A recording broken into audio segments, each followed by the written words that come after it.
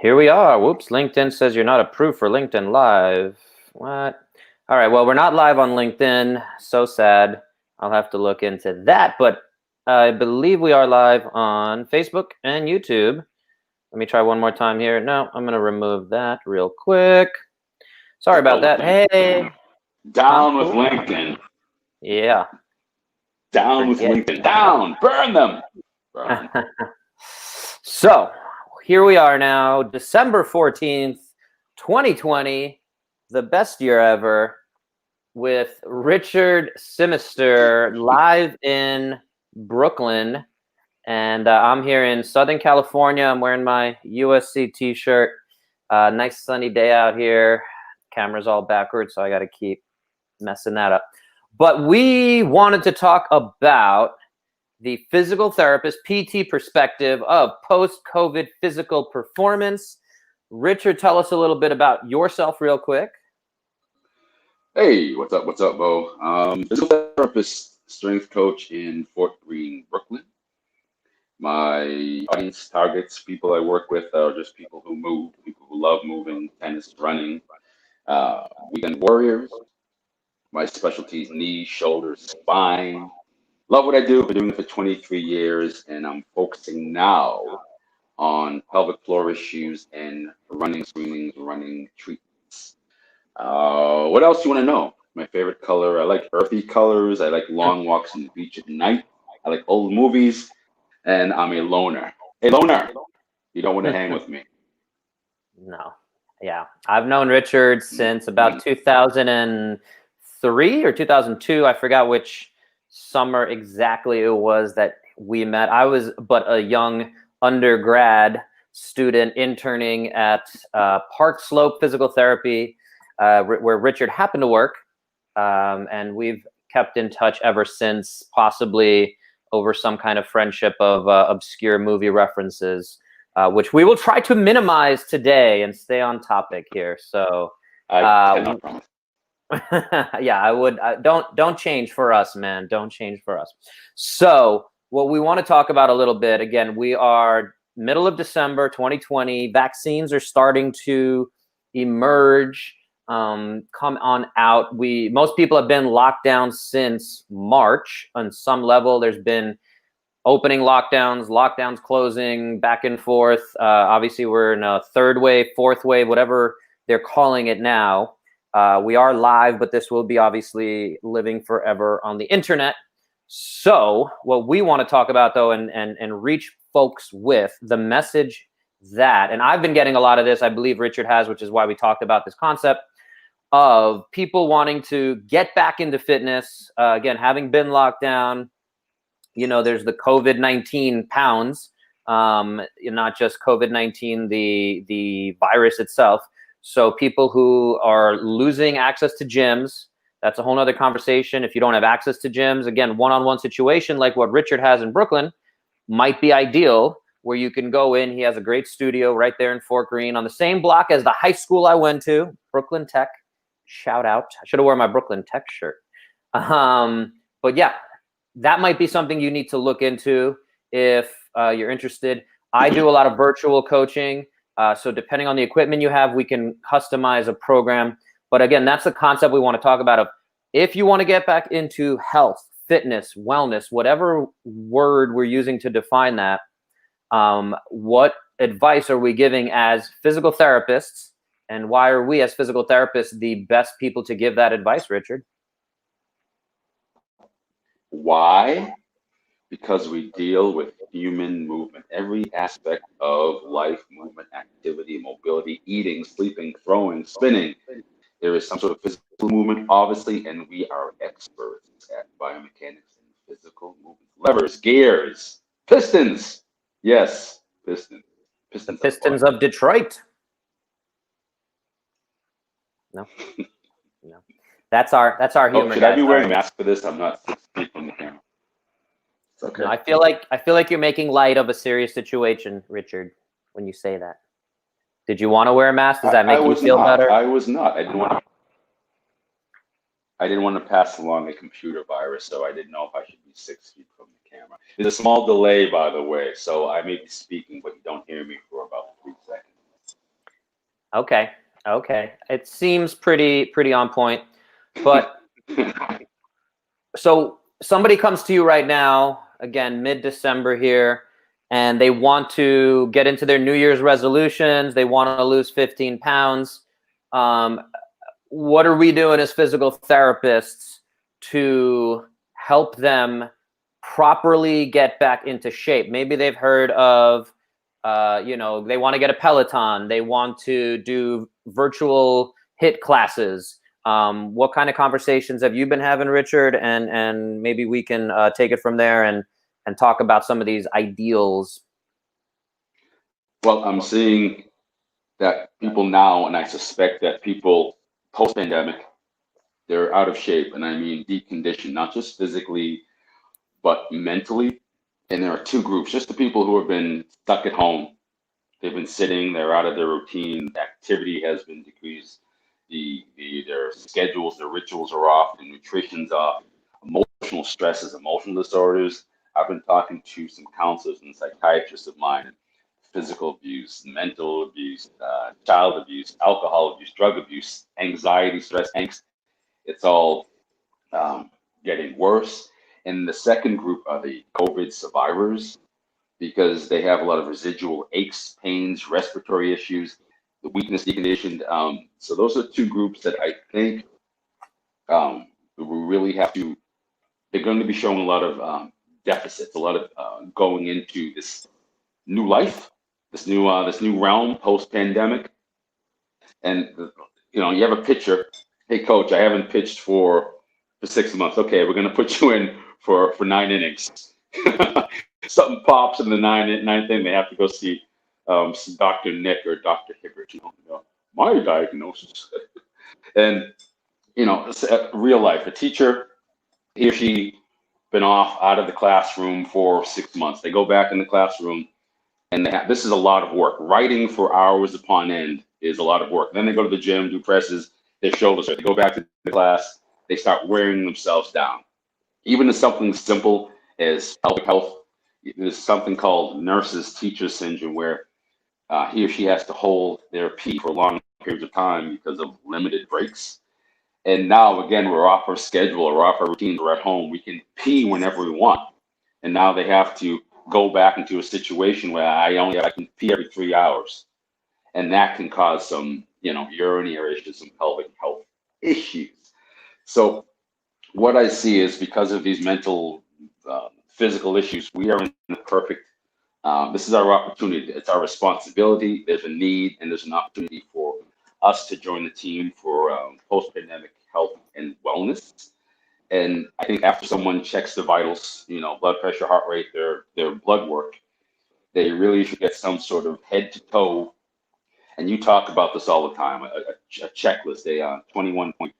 I'm sorry, what's your term, please? There's the 21 point car inspection analogy. But yeah, the 21 point human inspection. Thank you. I think we are the perfect people, the high level physical therapists, strength coaches like yourself, physical therapists, to perform those screenings, just so when folks go out, we can say, listen, you have a deficit here, you have a weak zone here. And it's not always a physical therapist. They may want to go to a specialist. They may want to go to, I deal with pain and movement. Someone else may deal with more strength, Pilates, a sports nutritionist, a physical therapist who focuses on sports nutrition, pelvic floor. But I think there are certain steps that everyone should take before they go out in the new world. I think they should deal with their psychological stuff, if there are any, deal with their vitals, and then see someone who deals with movement, strength, and conditioning to say, hey, this is a problem. This is your weak zone. This is what you need to do. Here's a progressive program so you don't get hurt later on. Yeah, and I want to jump on top of that concept and say, back to the difference of professions or people you could go to with this. So if you just got Peloton and you started doing Peloton, it's a very limited physical literature. What I'm looking for, variety, right? You just have very little variety in it. It's a very limited movement pattern. So to me, anyone can go do that. It's not a bad thing. It's pretty expensive. But in terms of your overall health, it might be the lowest common denominator. It might be the thing that's going to motivate you the most, especially in this crazy 2020 that we're living in, where we just need more connectivity. And it does have a very strong social component to, hey, like I did more than you, or you beat me by this much. And now we can talk about that, which is where CrossFit used to be a big thing. And now you don't have that connectivity if you're doing stuff in your garage and you do whatever 7 minutes of burpees, and I say my score was 96 burpees, and what was your score? It was 120. Like, it's just a weird way to compare, right? So, but all that aside, the reality of it is, and again, back to my, what's up, Mr. Flicker? Thank you for saying hi. If you guys are watching, feel free to jump into the comments. My question to anyone watching, and I guess to you, Richard, and we've kind of gone through it a few times,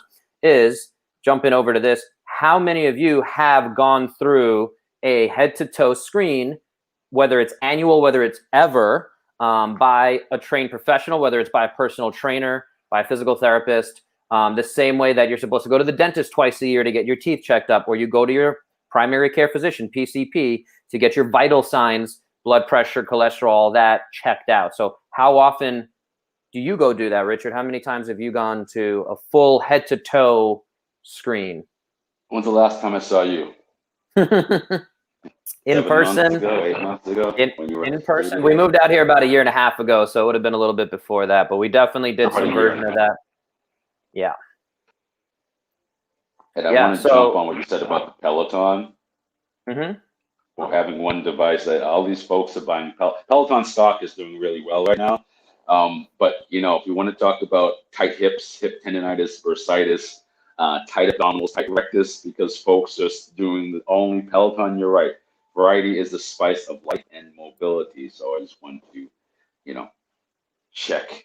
And also, if you're getting a head-to-toe screening, you don't have to be an athlete. You don't have to be into sports. Head-to-toe screening is individualistic. So if you say, oh, I want to be able to climb 5 flights of stairs to get up and down in my apartment, or I want to be able to go, I want to get back to snatching.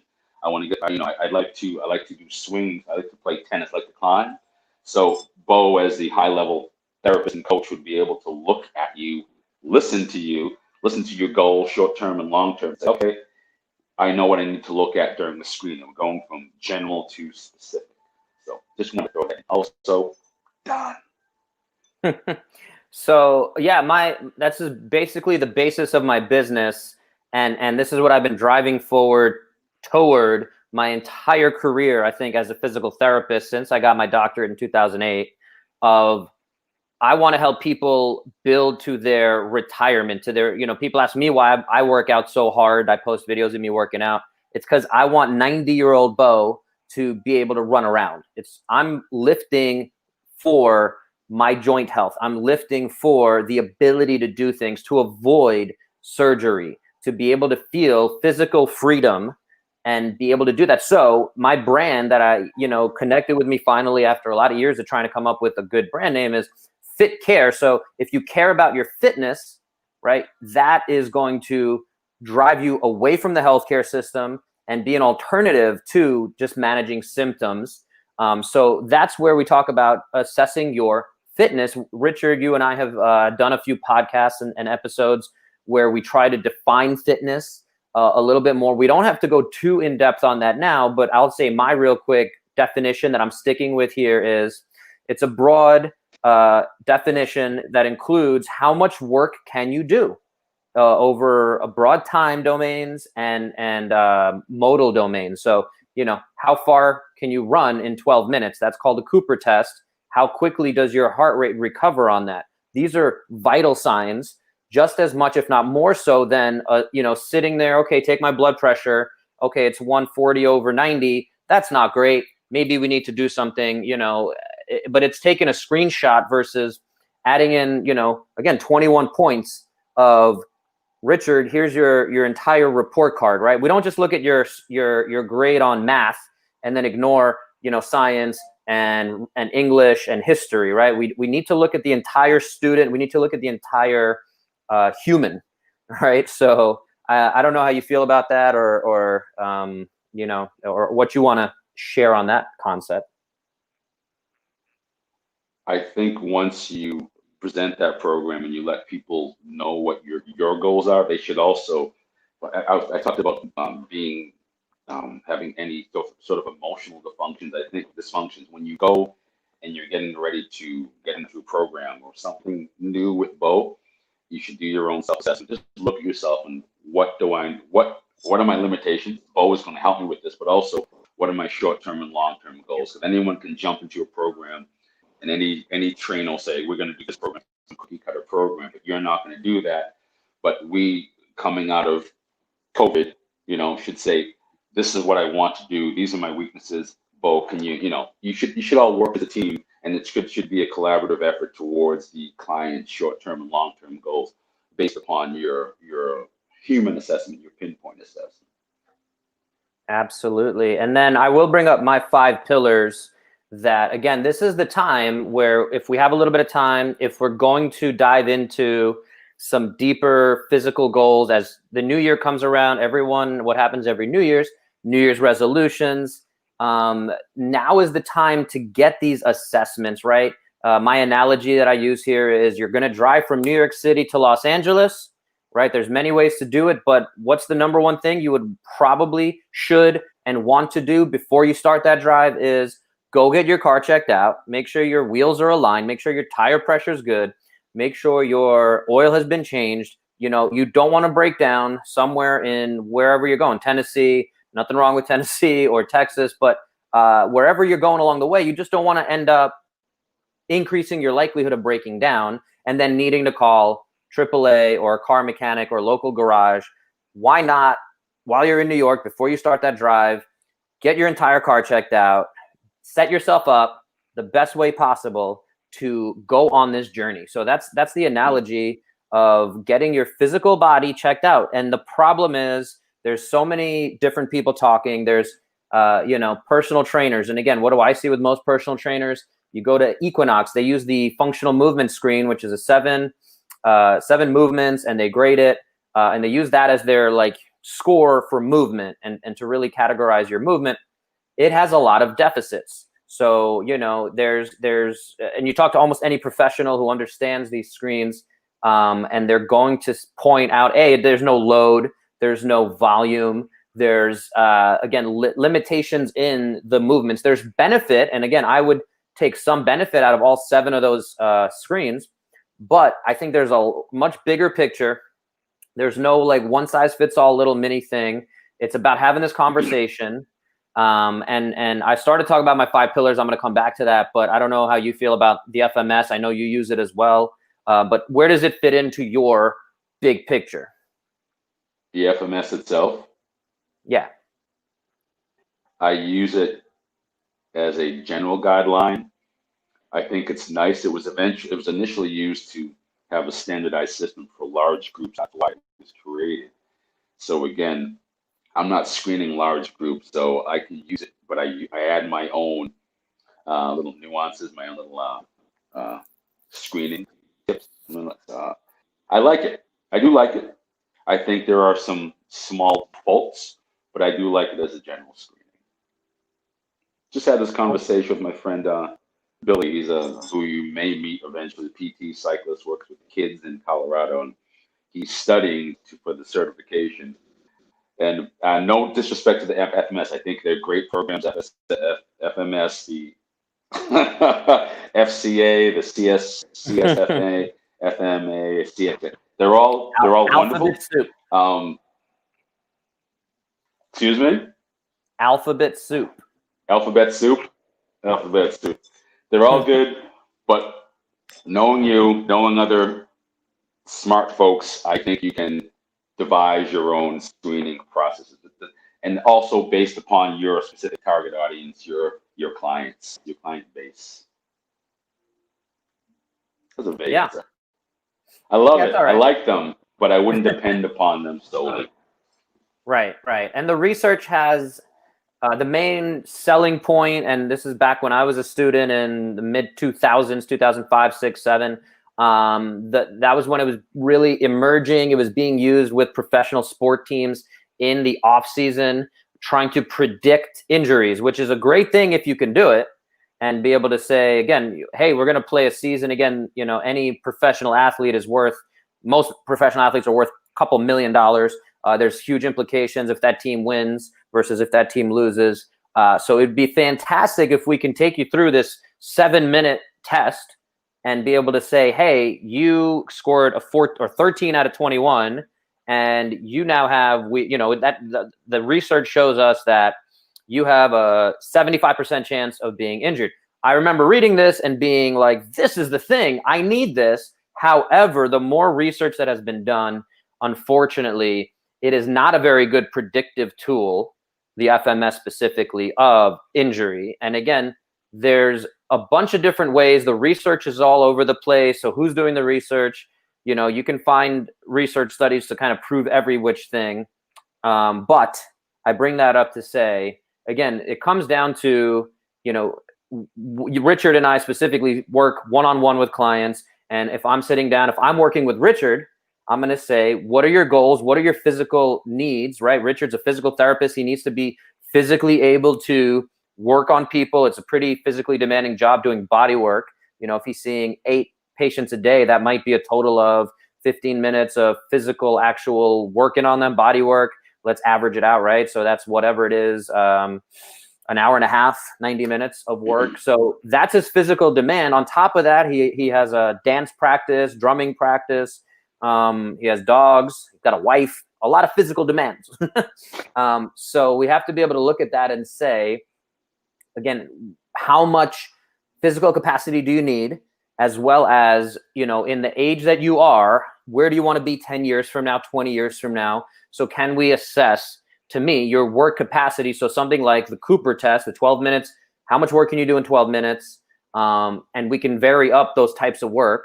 And then we can also look at how much work can you do in an hour, or because again, you have 90 minutes that we're going to say you need to have physical capacity to do 90 minutes of body work a day. So maybe I'm going to see and put a workout together for Richard, or a test together for Richard that looks at how much work he can do in 90 minutes.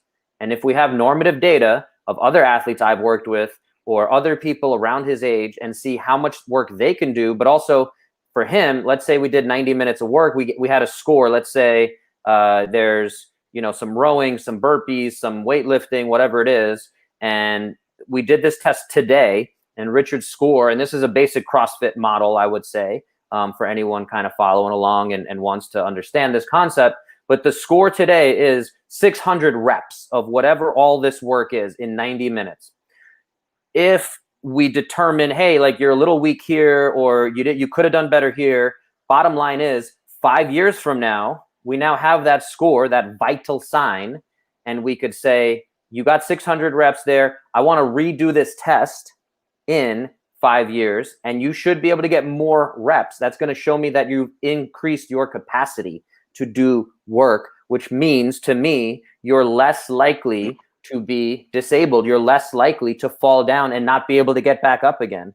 You're less likely to have let aging affect you. It's obviously going to be there, but we need to keep fighting that aging process, so to speak. But that's how we do it. That's why I like looking at your fitness score, your fitness as a concept. So you ready for the test, Richard? We're going to do it right now. 90 minutes live on air. Can I add one quick thing in? Please do. Please do. I was just joking, obviously. I don't like spur of the moment test. You mentioned CrossFit. I don't remember what product it says life is a sport. Was that Nike? I don't know. Life is a sport. Life is a sport, and you know this more than I do about the CrossFit original model. You want to be fit across life, or whatever it was. It was one of their sayings, sorry to cut you off, is be prepared for the unknown and unknowable. That was the main saying. I don't know if that's the one you're referring to. That works well also. It works perfectly. When you are getting ready to leave the safety of your house and go out there again and experience life again, you mentioned capacity.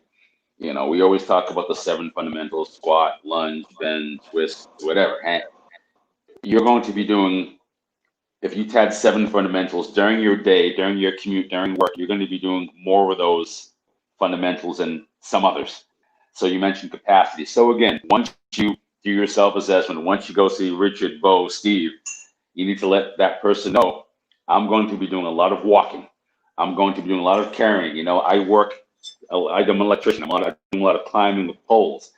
I'm not saying you should have a deficit in the other fundamentals, but I think that in order to survive, in order to not break down, in order to not get injured, you should be building up your capacity in those fundamentals that you do throughout the day.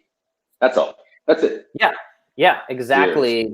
I'm 100% with you. And again, we agree on way too many things. So this was never going to be I have to say, I listen to a lot of podcasts, and it's very rare that you get guests that and the hosts are very like argumentative. Maybe Joe Rogan, which is probably why he pushes back just enough, I think. So maybe I'll figure out a way to push back on you and steal that formula. But I was going to say, back to my car analogy. You want to fight? I can conflict. Let's conflict. I do think again. Con, pro. You're the con. Yeah. I'm the pro. Oh. So what I was gonna say though, back to my car analogy, to your point of if we can look at these different strength ratios, right? Again, how does my front squat compare to my back squat compare to my deadlift, right? And if these are things you've never done, maybe we have to build toward those movement patterns. And then it's a question of how does my hinge compare to my squat in general as a movement pattern, as a basic score. But the bottom line is, along these pathways of you getting healthier, fitter, more well, where are the current emergency brakes, right? Like we were talking about the analogy of the car. What's holding you back from being able to drive most efficiently? So it might be mobility because you want to be playing golf right now. Golf is something that wasn't very affected by COVID. I know that it was one of the first things that opened up because you can space out really well and things like that. But if you want to be playing golf and your hips don't move the way they should, or you can't dissociate your thoracic spine and your torso and all these, again, geeky, nerdy things that Richard and I would love to talk about, you don't need to fully understand as a patient until we identify that you have a mobility deficit. So somewhere along that chain, there's something causing something else to work hard. And again, this brings us to the common questions that we get about, I have pain here, my upper trap, right? To me, and I think you can disagree, and we have disagreed on some of these concepts before, but to me, that pain here is because other things are doing extra work. And so we have to determine where the root cause is, which a lot of clinicians just don't do, unfortunately. And they're going to knock out the pain here with massage or electric stimulation or heat or ice or cupping or whatever. And there is benefit to getting rid of that pain. However, if you never address the root cause, to me, that is the missing link. And you're just going to continue to have issues down the line because your body had that pain because of a problem along the chain. And it's going to have it again if you continue doing the same things. Eventually, you might adapt. It might take you a few more years to develop pain, but it's just going to keep kicking the can down the road with symptoms. And that's what I am passionate about, helping people prevent before it ever develops. And again, we all have some kind of imbalance. We don't all have to be perfectly balanced left to right or forward, backward. But if you want to go running and one of your legs is 10% stronger than your other leg, that's something maybe that we should start to identify, address, and help you avoid issues down the line. It's important to not get overwhelmed by all this information. I'm talking to anyone out there because we're talking about your body, we're talking about mental health and possibly seeing a mental health practitioner, going to, a PT or trainer and getting that inspection screen. But you don't ask yourself how long this takes. You ask yourself what's the value in all of this. And using the analogy again of getting your car inspected. Wow, this costs 200. It's better to put the time and the money in now with the right person. You don't want to get shafted with too much in something you don't need, but put the time in now so later on down the road, the saddest thing for me as a clinician is to see someone in their 50s, 60s, 70s with all these comorbidities that could have been prevented because of stuff they could have done earlier, and that's a chronic issue I see. But right now, going back to the post-pandemic performance and being ready, be proactive now, be ready. Think about what you need to do. Again, what do you need to do? Life is a sport. What do you need to do after the pandemic, and plan, strategize. If you're not sure, again, talk to the specialist, talk to the right person. So you know what's dysfunctional, broken, weak now. We have time. Unfortunately, we have a few more months of this. So take the time now, put the energy and the work into it now. So later on, you're stronger, mentally capable, physically capable. You build up your mental, physical capacity, and there's less chance of you breaking down along the road of life. Zen and the Art of Motorcycle Maintenance has nothing to do with what I'm my topic, but I just love that book. Back to you, Bo. Live. I have that book sitting. Oh, I was hoping it was within like arm's reach. Yes, but you mentioned mental health, and again, we're talking about this timeline. And again, our big topic here is post-COVID, how to get back into it. So that brings me back to my 5 pillars of health, which I promised earlier I would come back to. To me, movement, as much as we focus on it, it's only 1/5 of the equation.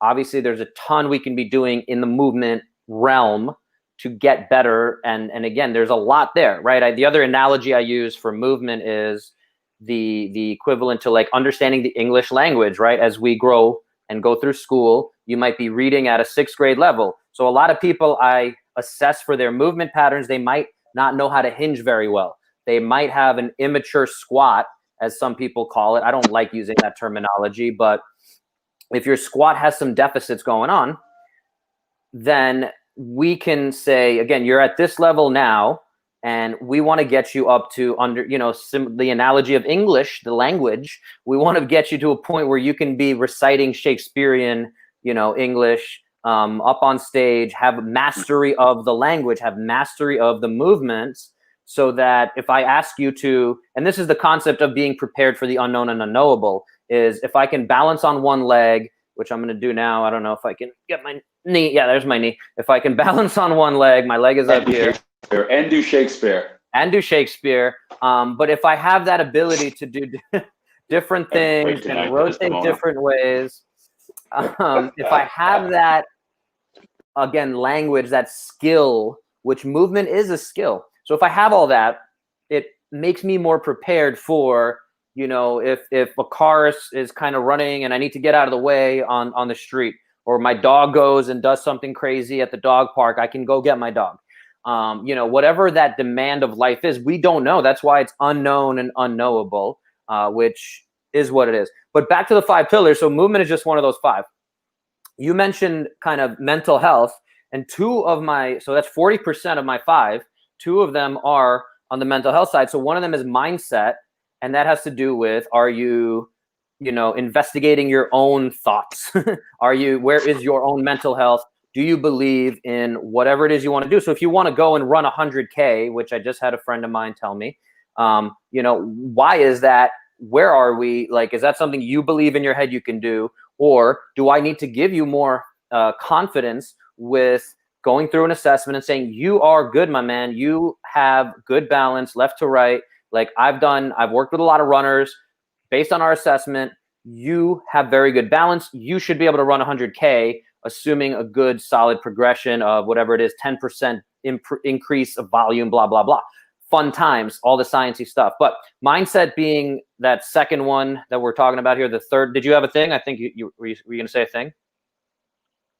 No? I thought you. I didn't want to interrupt. I definitely want to tune in on your turn. Tune in? Check? Whatever. Check what you said about movement, I guess, proficiency or movement education and movement literacy. Yes. Staying at home.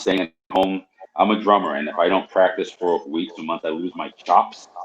And people have lost their motor control chops, the brain-body connection. If you haven't been out there, again, in the real world doing your thing, it sounds silly. It's going to take you a while to relearn how to carry and do stairs, or to go back on the subway and to balance yourself between 200-300 other people. Not 200 people. We're not in another country. But, and being able to tolerate the outside environment. So we're going to have to relearn and rewire our system. I'm done. Okay. Thank you. Shout out to Barry Sachs, I believe is watching, and then Maha, my lovely wife, is in Lebanon right now watching. Hi, Maha. Back to our my 5 pillars. So we had, again, the movement, we had mindset, the other mental health one of that, the third one there that is vital is connectivity. Speaking of my wife, Maha, who's watching, she wants to chime in the comments, or we should definitely continue to get her in some of these videos on my channel. And obviously Richard's had her on his podcast too. You guys should check that out. She says, hey guys, in the comments. Richard, I don't know if you can see the comments. Can you see them? No? Oh, he's got to put his reading glasses on. Spectacles. Spectacles. We get a nice close-up of his nose. Anyway, so connectivity. No. You don't have it? That's fine. Connectivity. Maha. Hey, Barry. There you go. Hey, Barry. Hey, guys. Connectivity being the third pillar of overall health and fitness. And some of these concepts come from the blue zones. Some of them come from a lot of research that I've done over the years of what helps us live longer, gives us purpose, what helps us as humans just be healthier, our entire system, what leads to decreased health, what leads to increased utilization of the healthcare system. So connectivity, especially again during this 2020 crazy time where it's a lot harder to be connected, quality relationships, right, are vital to your own mental health. And again, we don't need to get very personal right now. I don't know if you want to share any of those experiences, Richard, how you've been dealing with, being isolated to some extent. There's Maha saying the quality of our relationships is a significant determinant of our health and longevity. Thank you, Maha. Thank you, wife, for making it nice and concise. So yeah, I don't know if you want to share anything, Richard. I definitely believe it's quality over quantity when you're talking about any relationship. Again, I'm kind of a loner, but I get a lot of my connectivity and energy work through my clients. I love my clients at Revolution, so that's my way of getting out of the house and exchanging energy, touching, feeling. That sounds kind of nasty, but you know what I'm saying. Palpation, mobilization, talking about life. So that I definitely agree that you need to have some sort of connection with someone you like, love, respect, cares about you, listens to you, looks out for you. So yes, I agree, Bo and Maha. So yeah, and again, we could certainly do hours on just that topic, but those are the first 3 of my 5.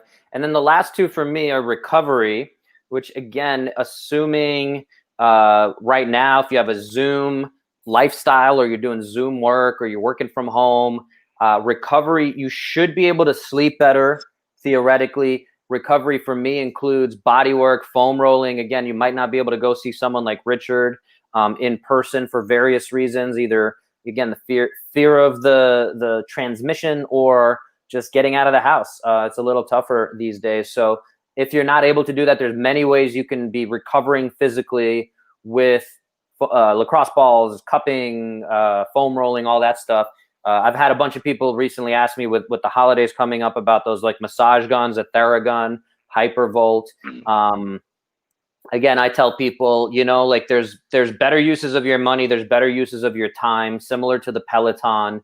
It's a very, kind of short-term thing. It does feel good if you have it. It's a little novel. If you're getting it as a gift, again, like a lot of gifts, I think. Gimmick. I'm sorry. Gimmick. Sorry. Oh, is that gimmick? Is that gimmick? Yeah. Okay. You good? Do you need some water?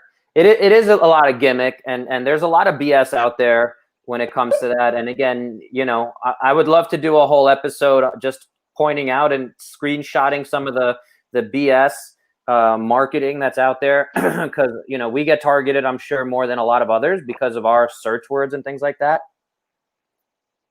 But yeah, it's been those guns are, again, it's crazy to me because when people do ask me about that, or they ask me whatever random question about how do I stretch this out, to me it goes back to, hey, like, did you settle on these 5 things. Do you have your sleep in order? Do you have your mindset connectivity? And has someone looked at your movement patterns, let alone for us to be talking about just this one little thing here? Because again, yeah, you can deal with that with a hypervolt gun or whatever. You can go to a chiropractor and they're going to give you a little crack, and maybe that's going to make that feel a little better. But just like the car, like you're putting some freaking, I was going to say duct tape, but I would even say it's not even as strong as duct tape. You're putting some like electrical tape or just what's the, I don't even use tape a lot. What's the other one that like is very weak? Tape? I don't know. You're using that bad tape, that office tape, like the clear see-through one. Does that have a name? I don't know. Anyway, you're using that. I'm letting you struggle with this one. Thanks. Thanks, buddy. Anyway, so if you don't have all that other stuff lined up, you are generally going to be putting, again, some kind of very short-term fix on this, and you're just going to be back in the same or a worse situation months or years down the line. And sometimes that leads to needing a surgery or getting told you need a surgery, which is, again, its own topic of more often than not, you don't need that surgery. So my 5th pillar of overall health was nutrition and just what you're putting into your body on top of, again, the recovery and things like that. So those hopefully all make sense. So one more time, all 5 are movement. So your movement practice, and that's a different concept. Did you have a thing? Are you raising your hand? No, I'm counting. Are you just going along with me? Thank you. So movement, mindset, connectivity, recovery, and nutrition. That's our 5. And 5 pillars, nice and strong. You can't break that, man. But yeah, if you're deficient in any of those, and again, there's small steps for sleep. A lot of people just haven't taken the basic steps to improve their sleep quality or gotten something like a Whoop to track their sleep. Okay. I just got the Whoop again for Black Friday to really double down and hone in on this stuff. I used to have it. And I can't recommend it highly enough if you're going to be working towards improving your sleep, improving your health. Because, again, it's hard to quantify or assess your quality of relationships per se. Although, again, Dr. Maha, I think she's still listening, watching. I recommend almost no matter what level of health or relationship or if you've been together for a few weeks, months, years, no matter how good it feels, no matter how bad it feels, I think everyone's similar to how we can physically give you an assessment and say, you're actually really good. Or, hey, you have a few things to work on. Dr. Maha, mental health specialist, specializes in sex and relationships. She can have a conversation with you and give you an assessment of where you are with your relationships. And, let's address some of those little nagging things that are going on now that might build toward resentment that we are very easy to ignore. Our easy kind of lizard brain is easy to ignore these things. And we like to kind of shove them back and let them build, even if it's something stupid, like you don't put the toilet seat down, you see all these things in movies, and until you live it, you forgot to throw out the garbage, you forgot to clean this up, you forgot to do this. These things add up. Richard, you've been married for quite some time. And again, we don't need to get too personal, but I don't know if you have any stories you want to share. No. There you go. That's good. I do want to say things on your pillars. One is people make it simple. Realize, understand, conceptualize pillars. There are pillars. They're things that hold up your life, your body. If one pillar is weak or crumbling, you may be in balance. You want a holistic or not a holistic, a homeostasis amongst all your pillars. And also, don't get overwhelmed if you're looking at your 5 pillars, or as my friend Steve Horney from iHealth Science, he has 7 pillars, I believe. Try to change. He has 8. Or look at, he has 8? He has 8. Yeah, I'm going to do 21. Try to focus on one thing in each pillar. Don't try to change everything at once. And the rule is try it for 3 weeks and then see if it becomes a habit, you may need to tweak it. But don't try to change everything in every pillar. You'll go kind of, woo, and there goes your stress and emotional dysfunction. Absolutely. And that's one of the main things, having a coach like me or you helps people balance that out instead of getting overwhelmed by there's 37 things I need to do. Oh, it's January 1st. I have all these resolutions. I want to lose 15 pounds. I want to, run a faster 5K. I'm signed up for a marathon, whatever it is. There's just a process that you should be looking at following. I'm working, if you guys go to my last live on YouTube, I've only have one other live so far. You're my second live ever, Richard, on YouTube. Yes. With my friend Isa, who I've taken on as a client. We're working together. We started talking, weighs 380 pounds, has a lot of health issues, and we're trying to get him to lose a lot of that weight. And what we're doing, we didn't take it and throw everything at him at once and say, you got to exercise, you got to do this, you got to do that, you got to do this. It was he got a Whoop so we could start tracking stuff. But B, we started with some simple nutritional changes. And I thought those were going to be the biggest levers to make change. And now I can start introducing like, hey, are you drinking enough water? We're going to do that for a week. I want you to report how many ounces of water you drank.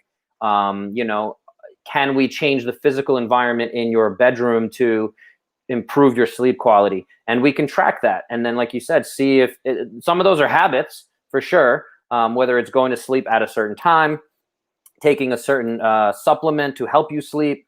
But if it comes down to a lot of people who have temperature control in their bedroom, cool. Like the recommendation is that your room should be between 68 and 70 degrees Fahrenheit, because your body needs to be cooler, and that's going to help you sleep deeper. So if you're not doing that, why not? and can we make that simple change that you don't even need to think about? Just no one's ever addressed that with you. And so you make that change on the whatever automatic air conditioner. What are those called? I don't have one. I'm in Southern California. We don't have air conditioning. We do have a heater, which I almost never turned on. But what is that called? You're not helping me. Why do you never help me, Richard? What is that called? The system that controls all Central air. Central air. That's what I was looking for. Thank you. Anyway, bottom line is we're working on making one change at a time, more or less. And then we can reintroduce things. So when it comes to the nutrition stuff, we cut out grains, legumes, dairy. So we can start reintroducing legumes first and see how the body responds. And again, coming down to how do we track it? Looking, feeling, performing. How do you look, feel, and perform? The last month, all three of those have improved. Okay, we reintroduce legumes for a week and don't change anything else. That's like the clean, really easy version of it. And boom, all of a sudden, like you don't look, feel, and perform as good. So maybe there was something to eliminating legumes that we just didn't know about. And I will say one other thing on that real quick, that people, and especially people now, like we're talking about people in COVID, we just get caught and trapped in the reality of whatever we feel like is happening. It's just normal for me to binge watch Netflix. I've lost my motivation, whatever it is, and it becomes normal. It's also normal, as we were talking about with my friend Isa, he didn't realize as we started eliminating some of these foods, how like the mental clarity opens up, right? And it's incredible. And most people don't realize how sick they are or how unwell they are until we can actually introduce something that makes them a little bit healthier. So that's my 2 cents. What else you got? I think we're going to kind of start wrapping it up. I don't know if you have any other big takeaways.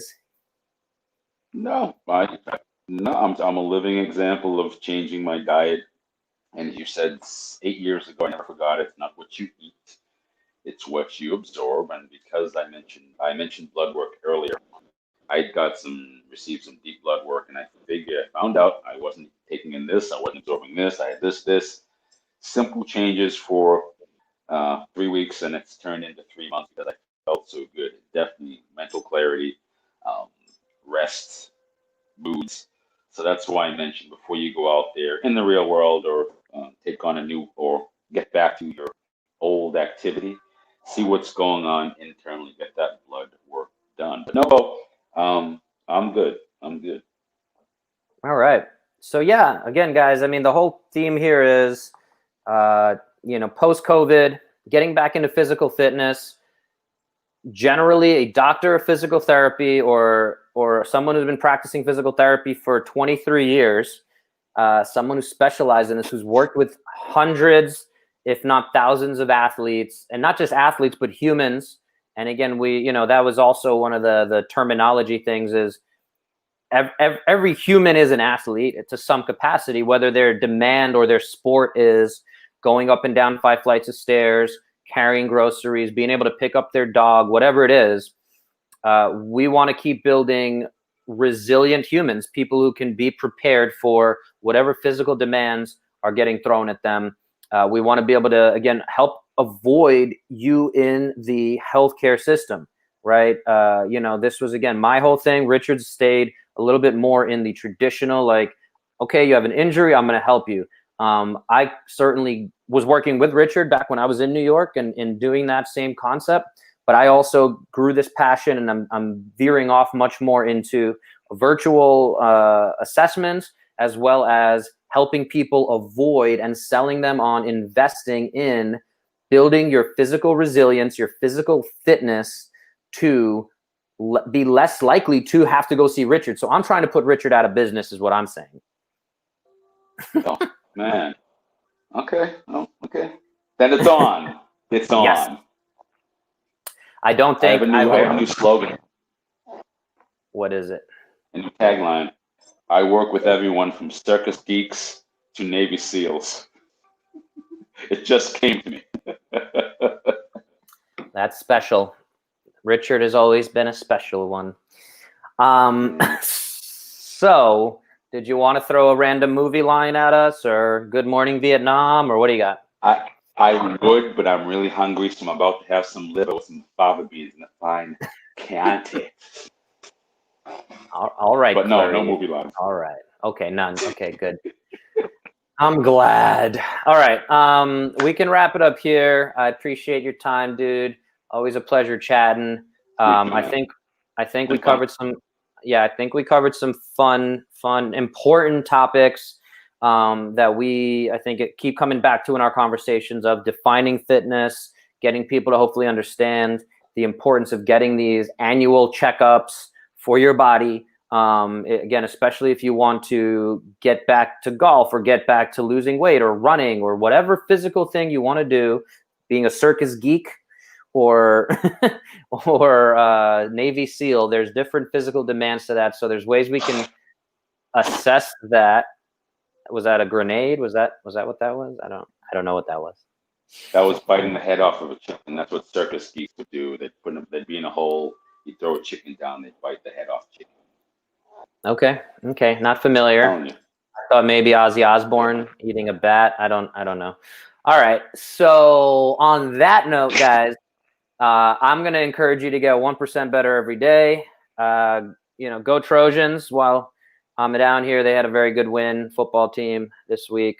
Go Trojans. Richard, hold down Brooklyn for me back there. Go have a slice of pizza that I miss incredibly, very much so. And other than that, guys, we'll see you next time. Maha said this is getting a little dark, so we will end it there. Peace, Thank you for listening. Peace out, guys. Peace.